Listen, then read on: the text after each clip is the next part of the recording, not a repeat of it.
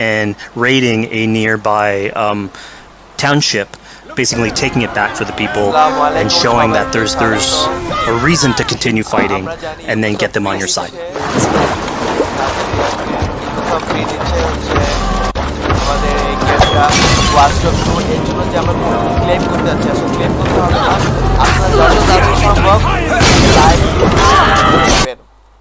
দুই মিনিটের জন্য হলেও লাইভ দেখেন লাইভের মধ্যে ওরা আপনি অনেকে ঢুকতে পারতেছেন না ওটা স্বাভাবিক ইউবিসফট আপনাদের আইপি অ্যাড্রেস দেখে করে নেবে কাজটা আপনি সমস্যা নিয়েন না আপনারা জাস্ট ইউবিসফটের লাইভ দেখেন 2 মিনিটের জন্য দেখেন ওরা কোনোভাবে আপনার গেমটা ক্লেম করে ফেলবে অটোমেটিক আপনার কোনো গেম ক্লেম করা লাগবে না জাস্ট আমার লাইভ দেখেন 2 মিনিটের জন্য হইলেও 2-3 মিনিটের জন্য লাইভটা দেখলেও এনাফ তাড়াতাড়ি চেষ্টা করেন অ্যাকাউন্ট যদি লগ ইন না হয় তাও লাইভ দেখেন আপনারা আর এখন যে হয়ে লগ ইন হয় তাহলে তো আলহামদুলিল্লাহ যে লগ ইন হয়ে লাইভটা দেখেন আর অটোমেটিকলি কায়েম হয়ে যাবে আপনাদের জাস্ট লাইভটা দেখতে হবে তো এখানে আমরা লাইভ দেখতে পাচ্ছি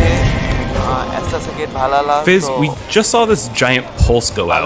What exactly was that? So that is what we call the Odin sight. The Odin sight is basically our interpretation of the eagle vision from previous games, and we thought it was good to sort of bring that back. It's basically Eivor's intuition. It's how she perceives the world. When player uses that, it'll highlight basically interactive objects, like things that will bring her an advantage. So we'll have arrows, like health consumables that are in there. So it really is like a good way of sort of understanding the world and showing you like things that you can go and touch. Yeah, I mean, speaking of things we can touch, we just picked up this awesome new weapon. It's something we wanted to play with on Assassin's Creed Valhalla, where we have fewer weapons in the game, but you can invest in them more, so they become your weapon. And so depending on what your preferred playstyle is, or your preferred weapon type, then you can go and choose, I'm gonna fight with this weapon and invest heavily into that. Not only are we looting weapons, but we see something here called the Book of Knowledge. Can you tell us a little bit more about that? They unlock skills for the players. So here you can see the Valkyrie dive that has just been unlocked. We have these spread out throughout the world, so again to promote exploration and discovery. As you travel through the world and you explore locations, you can find these books that will add abilities that you can go and invest in, put into your loadout, then go into the different locations or the different quests in the game and use those depending on what your playstyle is. Now we've recaptured this village, we've secured more troops for our assault. Let's jump back now and figure out what we want to do with Rued. The rightful king of East Anglia has spared your life today, and so it will be.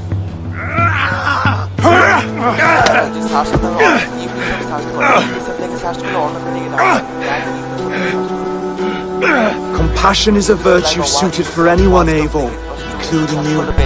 Thank you. Eivor decided to let him live. Rued is really angry about that. Being a Norse Viking, being put to the death in battle is your road to Valhalla, so he was basically denied access to Valhalla in this situation. Obviously, all of these decisions come into play later on in the game, so we have very difficult decisions for the player to make. We didn't want to have easy decisions. Yeah, you know, when I was playing, I decided to listen to Oswald and spare Rued's life, but what exactly is the relationship like between Eivor and Oswald? So the relationship between Eivor and Oswald is an alliance. It's basically Eivor is surrounded by territories that initially getting into England are hostile towards her, and obviously if you want to set up a new settlement, you want to make sure that your neighbor is friendly. So here in East Anglia, Oswald is the man for the job, where putting him into a position of power would help her sort of secure her territory. So earlier on to the territory, Eivor comes in here, meets Oswald. The problems he had with Rued are sort of put to light, and going through the arc, you basically help him deal with Rued and aligning basically Danes with Saxons in one territory. So, Fizz, we've completed the assault, we've gotten our hands dirty with some combat, taken down Rued. We have this big open region of East Anglia, so before we head off to Oswald's wedding, what do you say we head out, have some fun, and see what we can get into in the open world? That sounds great. So we see a cat here with a speech bubble above it, and you best believe if you let me talk to a cat, I'm gonna talk to a cat. Yeah, these are some of our some of my favorite moments actually in the game, where we put out a whole bunch of events throughout the territory, and it sort of rewards again exploration, going around. It's a chance for us also to sort of showcase a different side of Eivor. A lot of the quests sort of deal more with like politics and warfare, and this shows a slightly more human nature to her. So it permits us to explore that character a little bit more. And so here, basically, like you're trying to help a kid with his cat, and ultimately get that cat to sort of join your crew as a cat raider. You just said cat raider way too casually. You're telling me I could have a cat Viking raider on my longship? That's exactly what I'm telling you. Oh my god, yes, I love it. Perfect. So yeah, as you're riding around the rivers of England, you would see a cat basically walking around your longship, keeping your Viking raiders company. You know, speaking of the Viking longship, we're seeing some of that gameplay here now. Can you talk a little bit about how that works and functions in Valhalla? Yeah, so starting out on this project, I think the Viking longship is one of the biggest images that we all have when we think about Vikings in our game. And so Vikings had this awesome design for longship that had a very shallow hull, so it permitted them to go very far inland very quickly, and you could basically disembark Viking raiders like on pretty much any shore. We added that into the game where you can basically sail up to any location and then just decide to disembark with your guys and raid a location, loot all its treasure, get back in the ship, and then continue sailing down the river to your next opportunity. So I know past Assassin's Creed games allowed for songs and things like that to be sung on ships. Will Valhalla have a similar version of that? Yeah, so this is something we actually wanted the crew of your ship to become like your home away from home. So we added stories and songs into the ship. So basically, as the player is going around, you could decide to have your skald sort of sing a song for you as you row down the river. But you can also decide, depending on who the raiders are in your ship, to hear more about their life. So you can actually queue up stories, and they'll give you a little bit more background on who they are. So you get to know your sort of fighters as you're traveling around the world, which is a cool moment. So here we're seeing a bit of a different view. What exactly are we looking at? We had this on previous Assassins, where you would like ride on your horse, and you could pull out, have the horse sort of follow the track. We have a similar thing for the ship, where you can put up your sails. It's cruise control for the ship, so you can pull back, take in the scenery, listen to some songs or some stories, and just take it all in.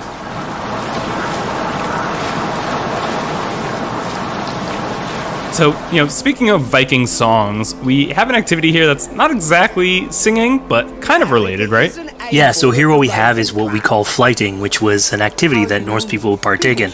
They would like to have a battle of wits and sort of poetry, where insults would be thrown back and forth between each other. The idea was to try and have a good insult, but also to have a good rhythm and a good rhyme in there. So it's basically a precursor to rap battles.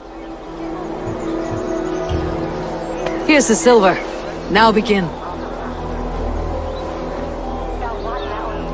To all those whom I speak, they say Eivor's a clod. Then you're speaking to fools and their knowledge is flawed. Well, How exactly do you go about being successful in one of these? The trick behind a good flight was to choose the right insult, identifying the right cadence, and then trying to find what rhymed the best. I'm known for my might. interesting. Silent whispers all claim that you're terribly dense.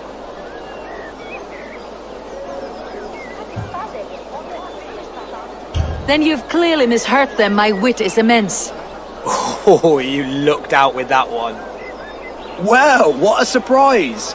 Eivor of the Raven clan is a true talent. I'm shocked. Don't believe everything you hear, unless it touches on my flighting. Then heed every word.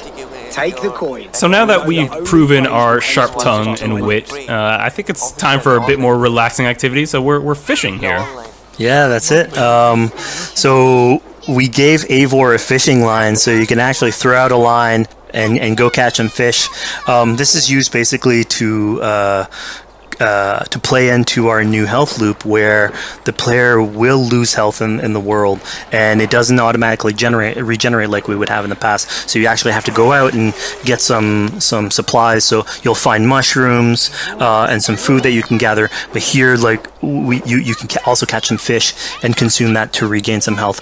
We also will sometimes have it in certain quests. So it's a good way to sort of chill out on the side of the water and just, again, take it all in.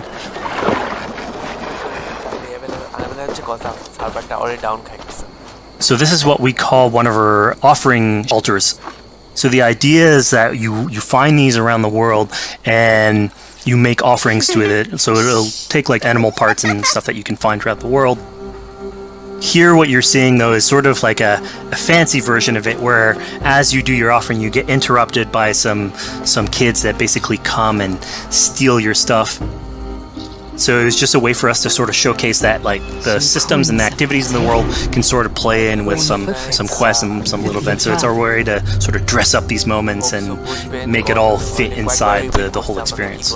Yeah, this seemed like a really sort of unexpected turn for what I thought was going to be kind of a simple interaction.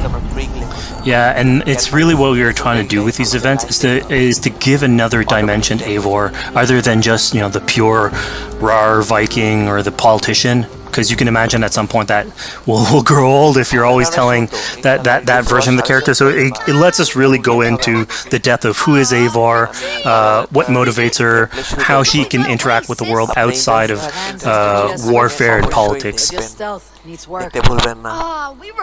And it also showcases like a different facet of the world at the same time. It's not only Eivor. So it just widens the breadth of the stories that we can tell. So who exactly are these two children? These are kids of East Anglia. They are going through tough times with whatever Rued's been doing to the territory. And so they're just here trying to survive and basically exploit the people that are there to make offerings.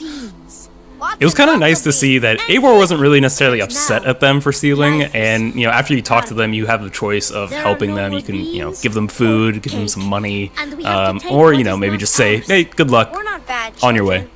Yeah, and then this is something we also wanted to do a lot. Like, so here we're doing an event, we do it in quests as well, but we want to give a lot of this agency into players' hands so that they can sort of shape Eivor a little bit. Who she is, so it represents them a little bit more, and they can roleplay that a little bit better. And again, it just gives her like a little bit more humanity in these moments. This is what large walkers should do. Provide for small walkers.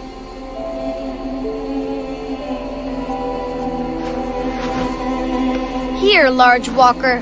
A necklace. Yes, it's a St. Martin seal. You're welcome here anytime, large walker. You're one of us now. Visit us, okay? I will. Take care now, small green walkers. So I think AC veterans might recognize this here, but what exactly is Eivor chasing down? Yeah, so here you're seeing Eivor running down one of our tattoo images. So this is challenging the player on free run abilities, but also for fans of the series, sort of pulling at their heartstrings for some beloved features.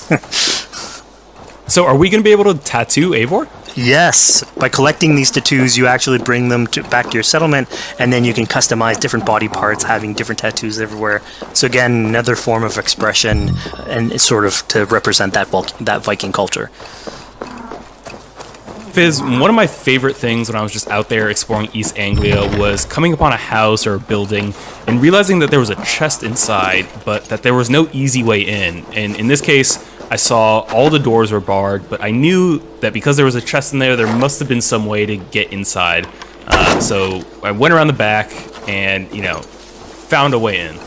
Yeah, I'm glad you actually caught on to that. You're pointing at something that we wanted to work on a lot on Valhalla, where we wanted the exploration to make you feel smarter. So we played a lot with puzzle solving. So making sure that every house that you find sort of appeals to you, like it draws your attention, and then when you want to come and explore, it's not given to you. You still have to work for it a little bit. So it'll challenge you on your observation skills, logic, just trying to find how do I get into this. So we play a lot with level design, quest design to offer challenges to players, and you basically come out of it like with a better feeling for the exploration, but you also get to see more of a story behind any of these locations, which we've crafted. So it gave us a little bit more time to sort of slow down the experience and tell a different version of a story.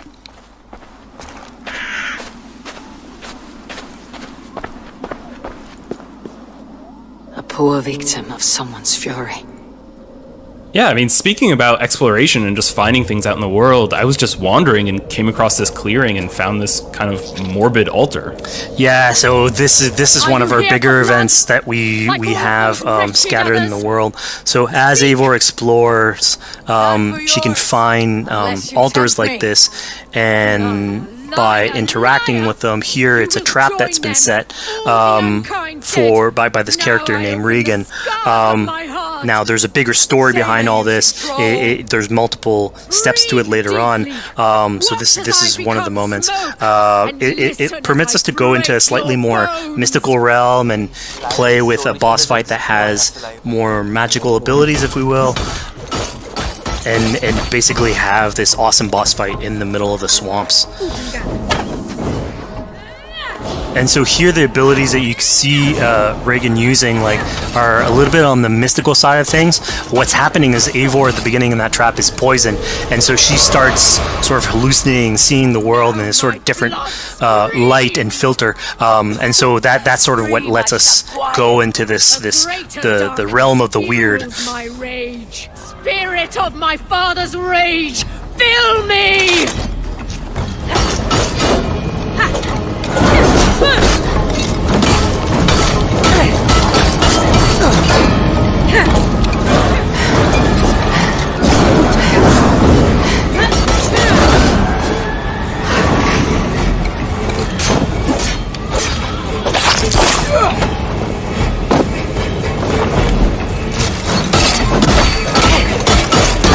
Enough is cracking. Arrest your demons. So we just saw here that Regan belongs to something called the Daughters of Lyrium. Yeah, that's correct. By finding the other daughters, you'll get a little bit more backstory on who they are, so we don't want to spoil that too much. But it creates like a sort of greater story that is not on the main path in any way, but it is still very rich and adds to the lore of this world and actually plays into history. So we just had a really exciting, really intense boss battle. I think it's time for something a little bit more relaxing and calming now. Yeah, it's all about pacing yourself with the highs and the lows. So here we have a low chill moment of what we call building a cairn. So Eivor, as she explores the world, will find these sort of meditative areas where you have a pile of rocks that you could just stack on on top of one another using physics. And I mean, yeah, the ultimate goal is to try and get the highest pile of rocks, but really it's about taking in the sights, relaxing, taking a step back, and building something. Together we stack stones into cairns. These? Yes. Think of this as a test of mind and wit. Stack the cairn stones high and wide into any shape you like. I mean, you can spend as much time as you want building these things, making them as high as you want, as weird as you want. I'm sure like a lot of these stuff will end up on the internet, like people comparing structures. And the cool thing is that once you've built it and you decide to get out of it, it sort of stays there, and so that's yours, right? And until the moment where you come back and you want to build a new one, it's sort of cool that we were able to give that to players to express themselves. At this point in the demo, we've explored East Anglia, we've met some children, we've broken into a house, we fought a boss, we built a cairn. I think now it's finally time to go and head off to Oswald's wedding. Yeah, so this is the moment it's all been building up to. By the moment you get into the territory, sort of like mentioned by Oswald, that he's trying to get married with his Dane lady. And so as you go through the arc, that's sort of like the underlying thread. Really, it's about Rued creating turmoil in the territory and helping Oswald sort of get above that and show that he's a good leader. And so you finally, after going through all of that arc, finally get these two together, go through their wedding, and you're invited to attend the ceremony. And then all the activities and fun times that comes afterwards. Yeah, as much as we've seen the brutal side of England, it's nice to see the joyous side of it as well. Yeah, and it's something we really wanted to play on in Valhalla, where being a Viking is not only about being a raider or a warrior. I mean, there's revelry, there's feasting, there's partying that goes, and like if someone knows how to party, it's a Viking. And so here, this is one of our opportunities to sort of show what a sort of Viking gathering is. And what's cool here is it's a good alliance of Norse culture with Saxon culture, sort of smashing those two things together and building bridges. Yeah, I mean, what's a wedding without some drunk archery, right? Yeah, so like anything can happen in a Viking event, right? Eivor, yeah, here, just get drunk, shoot some arrows. Barely a challenge. Steady all, and ready yourself for the wedding race. The king and his bride against all. My king, he... So here we see the decision I made to spare Rued came back to bite us. Yep, that's the decision you made, coming back. So as we said before, all of your decisions have consequences, and this is a big one. I challenge you. I accept. You're basically presented with the option to sort of step in for Oswald, fight the fight for him, or let him go and fight his own fight. Yeah, personally, I chose to fight myself because I thought Eivor is the type of person who likes to finish what she started. Plank by plank, and a dead king cannot keep his oaths. Let me finish this. Oswald, you gutless Irish swine!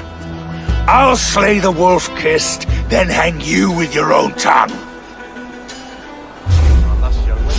How does this encounter with Rued differ from our previous fight with him? So at this point, you've eliminated his wolf, so it's just him. And so he's angry at this point, and so he will start using his big gun abilities like fairly earlier on in the fight. So it's way more vicious, way faster. There's less strategy. He goes literally swords blazing at you. And so this is a fight to the death.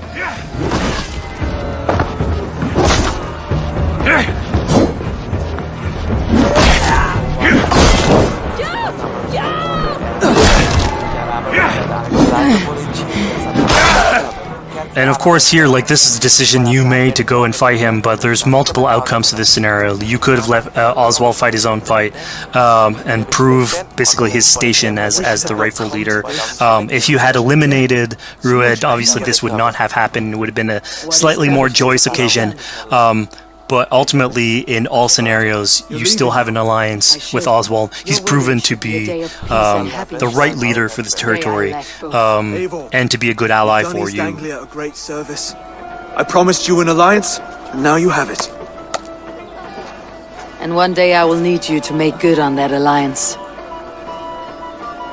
So we're about to take off from the wedding, but Eivor decides it's a good idea to check up on her friend Finner.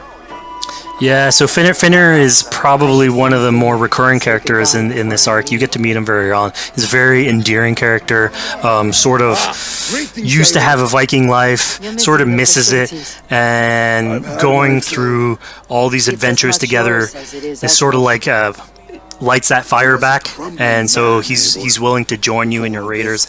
So he's one of many raiders that you'll encounter in the game, and you can sort of recruit, bring back home, and then have them sort of join you on your adventures on the longship. He can tell you these stories that we're telling you about. You get to know a little bit more about him. So again, it's a fun way to sort of discover more about these characters that you meet and bring them along for adventures. Together. I'll gather my things. Well, folks, we've come to the end of our Assassin's Creed Valhalla playthrough. Fizz, thank you so much for joining us. When and where can people play it? Assassin's Creed Valhalla will be out on Xbox Series X and PlayStation 5, and is coming to Xbox One, PlayStation 4, PC, and Stadia on November 17th.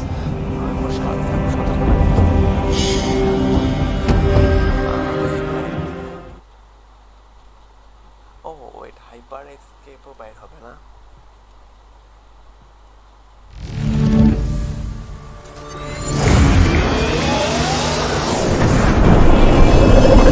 Hey everybody, thanks for joining us. My name is Eric Pope. I'm the Senior Community Developer on Hyperscape. And I'm Graham Jennings. I'm the Senior Producer on Hyperscape.